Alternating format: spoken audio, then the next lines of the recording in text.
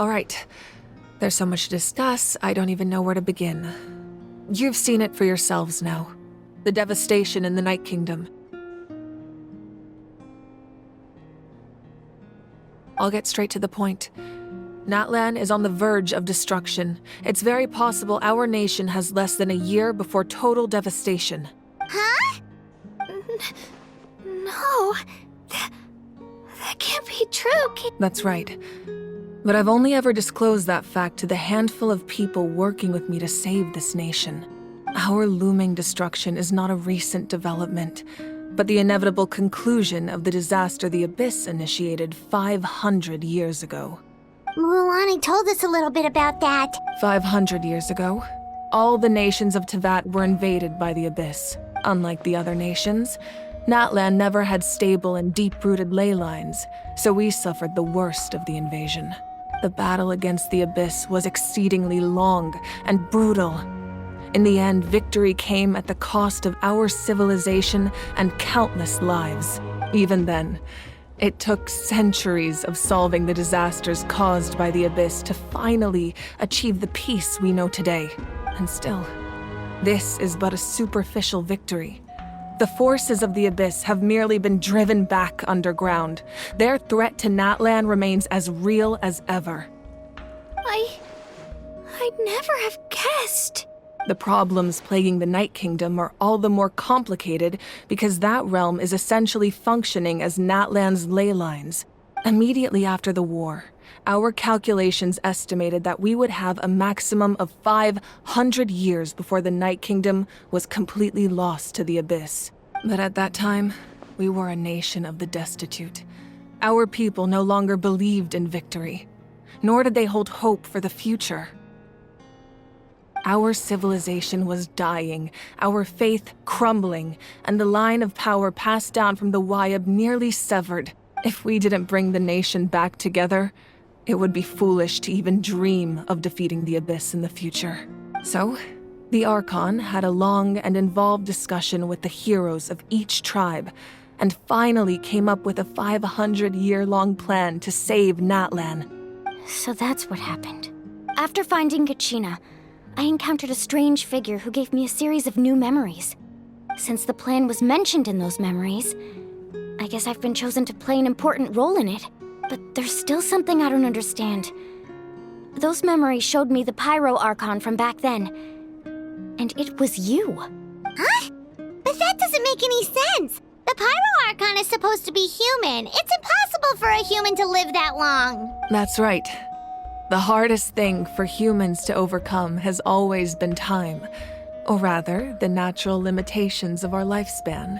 A god can extend a human's life by using a certain amount of divine power, or subjecting them to a curse. But, as we all know, Natlan doesn't have gods like that.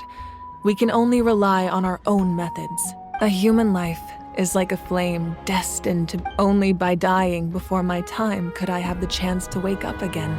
So, in other words, this is your second life? Yes. We only managed to defeat the Abyss all those years ago because the tribes came together as one. If the Natlan of the future was to have a fighting chance, the Pyro Archons that came after the war had to rebuild the decimated tribes. The goal was to reunite the people and restore the strength of each tribe's Wayab. Once a tribe was back to its full strength, the tribe's Wayab would select a hero, indicating the tribe was once again ready for war. The Chosen would then stand by my side in defense of our nation, just like great heroes of old 500 years ago. So that means I'm one of the Chosen? That's right. You bear the ancient name Umoja, the same one held by the hero from your tribe 500 years ago. It means unity. After your adventure in the Night Kingdom, I trust you've come to fully understand the meaning of... So in other words, you always knew who the Wayab were going to pick from each tribe? Yes. According to the plan, each tribe was supposed to have been fully restored by the time I awoke. But something went wrong along the way. The 6 heroes successfully inherited the ancient names from 500 years ago, but the intel regarding the plan wasn't passed on to them. Once again, it comes down to the deterioration of the Night Kingdom. Communication between the sacred flame and the Wyab has been blocked. Just like how the Ode of Resurrection failed to bring Kachina back. Exactly. It's just another tactic the Abyss is using against us. The Abyss may not possess intelligence, but its methods certainly aren't easy to counter. If we want to unblock that information from being passed on, my presence alone isn't enough. The ancient name-bearer must establish a greater connection to their name. So, I've tried my best to help them from the sidelines. Currently, Shilonen of the Children of Echoes, Kinich of the Scions of the Canopy, and Iansan of the Collective of Plenty have all been acknowledged by their names. During your adventure, you too earned the acknowledgement of your Wyab, Mualani. In the process, you gained the memories stored within your name. But we have less than a year! Yes, but we have no choice. We cannot start the plan until all the heroes have been gathered. That's also why I haven't been able to take action despite the urgency of the situation. But if you knew this whole time, why didn't you just tell me about my role in all this? Perhaps, but the opposite could also be true. Knowing your destiny too early could mean failing to realize your full potential. Just like your determination to save Kachina, I hope your commitment to this endeavor comes from your own strength of will, rather than a sense of obligation. So I suppose you're not going to tell us who the final two heroes are then? That's right. Their time is yet to come. Putting pressure on them beforehand will only hinder their development. I can only trust in the judgment of the Wyab. I have never believed I could solve this crisis alone. In fact, it was precisely because I chose to trust and rely on others that we managed to get this far. Natlan's salvation lies not in its Archon or any singular individual, but in us all. You're quite perceptive, aren't you? I thought I might get away with avoiding the topic. Huh? Oh, right! All the stuff you stored here before— Even though I sacrificed my power, I still needed a contingency plan to ensure you would make it back from the Night Kingdom. After all, I was the one who allowed you to take that risk, and Mualani has an important role to play in my plan. In addition to their sentimental value, the items I stored here held a much more important purpose: fuel. Fuel? Ah, so back then— Yes, the stories embodied by those items are certainly important, but there's an even more significant trait they all share.